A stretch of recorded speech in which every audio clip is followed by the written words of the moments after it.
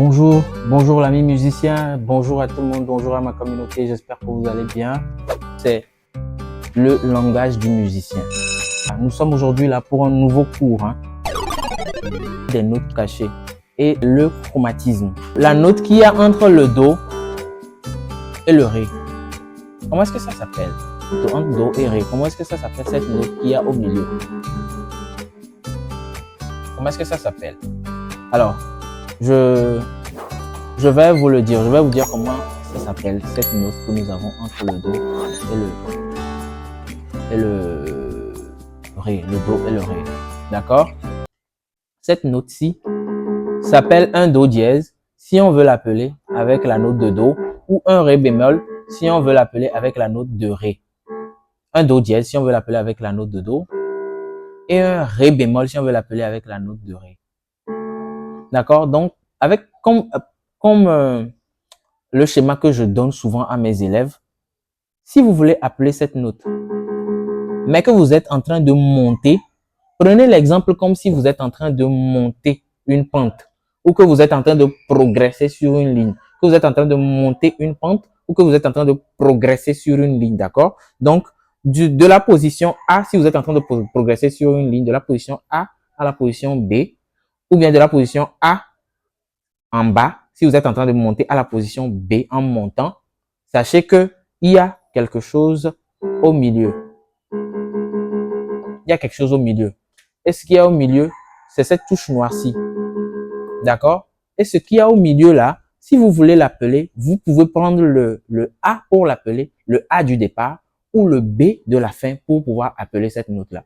Donc, si vous prenez l'exemple que vous prenez le A du début, quand vous êtes en train de progresser, le A qui commence, ce A là, si vous voulez prendre ça pour appeler la note noire que vous avez ici sur votre instrument, vous ajoutez dièse. Donc, ce qui veut dire dans le jargon musical que quand on dit que quelque chose est diésé, ça veut dire qu'on l'a augmenté d'un demi-ton. D'accord? On l'a augmenté d'un demi-ton. À l'inverse, quand vous partez de la note quand vous partez du B, de la position d'arrivée B, pour retourner sur le A, ça veut dire que vous êtes en train de soustraire un demi-ton. Donc, en l'occurrence, quand vous êtes en train de passer de la note de Ré pour aller vers la note de Do, puisque vous devez transiter par cette note noire-ci, comment est-ce qu'on peut l'appeler? On peut l'appeler un Ré bémol. C'est la même chose pour les autres notes sur le piano. De Ré à Mi, Ré, Mi, il y a une touche noire. Donc, si on veut appeler le Ré, si on veut appeler cette touche noire-là, cette touche noire qu'on a ici, si on veut l'appeler avec un Ré, on l'appelle comment? Un Ré dièse. Mais si on veut l'appeler avec un Mi, Ré, Mi, Do, Ré, Mi, si on veut l'appeler avec un Mi, on l'appelle comment? Un Mi bémol. Donc, cette touche a deux noms. Un Ré bémol, un Ré dièse, autant pour moi, et un Mi bémol. C'est la même chose sur tout le piano. D'accord? C'est la même chose sur tout le piano.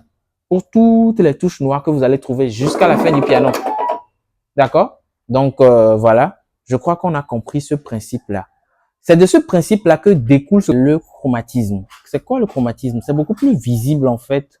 Je dirais pas que c'est beaucoup plus visible, mais c'est plus compréhensible quand on est au piano de pouvoir comprendre ce que c'est que le chromatisme. Le chromatisme, en fait, quand on parle de chromatisme en musique, c'est la succession de demi-tons. La succession des demi-tons. Qu'est-ce qu'on a dit? On a dit que de Do à Ré, nous avons un ton. Mais qu'au milieu, nous avons une touche noire qui est, n'est-ce pas, une note. Et que cette note pouvait être appelée de deux façons différentes, n'est-ce pas? Maintenant, pour le chromatisme, ça veut dire que quand nous partons de Do, nous ne montons pas directement à Ré, mais nous passons par cette note, la touche noire. Nous passons par cette note-là. Donc, Do et Do dièse ou Ré bémol, Ré, Ré dièse ou Mi bémol, Mi, Fa, Fa dièse ou Sol bémol, Sol, Sol dièse ou La bémol, La dièse ou Si bémol, Si, Do. Donc, ces notes jouées dans cet ordre-là, les touches blanches combinées avec des touches noires, ça donne quoi? Ça donne du chromatisme. Ce chromatisme-là en musique est tellement essentiel parce qu'avec ce chromatisme, vous avez l'habitude, vous pouvez avoir l'habitude de pouvoir jouer des notes de passage. Ces notes de passage jouées au piano ou à la guitare sont des notes qui sont très importantes. C'est vrai que ce sont des notes qui passent très vite, mais ça donne, n'est-ce pas, une certaine couleur à la musique que vous êtes en train de jouer.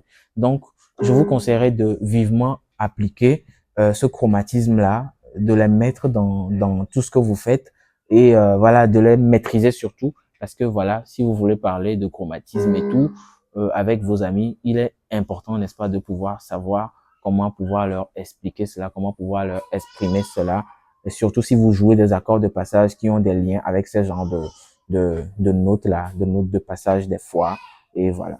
Alors, ce que je disais par rapport au chromatisme est aussi très bien visible sur la guitare. Parce que la guitare est composée rien que de demi-tons. La guitare n'a que des demi-tons. D'accord? Donc, les cases de la guitare, ce sont juste des demi-tons. Tout ce que je suis en train de jouer, si je vais d'une case à l'autre, ce sont rien que des demi-tons. D'accord? Donc, cette corde, le nom de cette corde, qui est la 6e corde à la guitare, est un mi. Le nom de cette corde à la guitare est, n'est-ce pas, une corde de mi, mi grave ou mi basse ou encore mi bourdon. D'accord? Et si on pince cette corde dans la première case, nous obtenons un fa. Parce que comme nous l'avions vu sur le piano tout à l'heure, de mi à fa, vous vous rappelez? Mi fa, il n'y a pas de demi-ton. Mi fa, il n'y a pas de demi-ton. Donc mi fa sur la guitare non plus, il n'y a pas de demi-ton. Déjà quand la corde est jouée à vide et qu'on pince cette même corde dans la première case, ça veut dire qu'on a rajouté un demi-ton puisque la guitare, c'est rien que des demi-tons. La guitare n'est pas comme le piano où il y a au même moment des demi-tons, mais aussi des un ton comme on a l'habitude de le voir, surtout dans la gamme de Do, au piano, Do, Ré, Mi, Fa, Sol, La, Si, ainsi de suite. D'accord? Donc, la guitare n'a que des demi-tons. Maintenant, on peut créer des un ton à la guitare si on veut. Par exemple, si je joue un Mi et que je m'en vais dans cette case-ci qui est la deuxième case et que je joue, ça me fera un Fa dièse. On peut créer même des un ton et demi si on veut Mi et Sol. D'accord? C'est ça la magie de la guitare, c'est ça la magie de la musique. D'accord? Donc, le principe des demi-tons à la guitare est très visible comme je l'ai dit. Donc, si cette corde est une corde de Mi, ça veut dire que quand on pince cette corde dans la première case, ça donnera un Fa.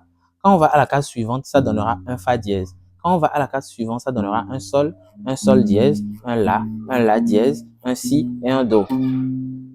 Même chose pour cette corde-ci, même chose pour les autres cordes du bas, hein. Toutes les cordes respectent le même principe. Si on prend la corde de... Allez, prenons la corde de Sol.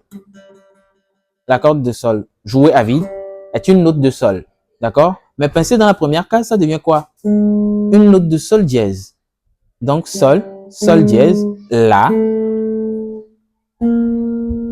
Quoi? La dièse ou Si bémol. La dièse ou Si bémol. Si, Do, Do dièse, Ré, Ré dièse ou Mi bémol, ainsi de suite. D'accord? Donc, si on veut bien comprendre le principe du chromatisme à la guitare, c'est beaucoup plus simple. C'est très simple, je dirais pas beaucoup plus simple, c'est très simple. Et voilà. Suite Groupe Académie des belles souhaits, Tonnerre Musique.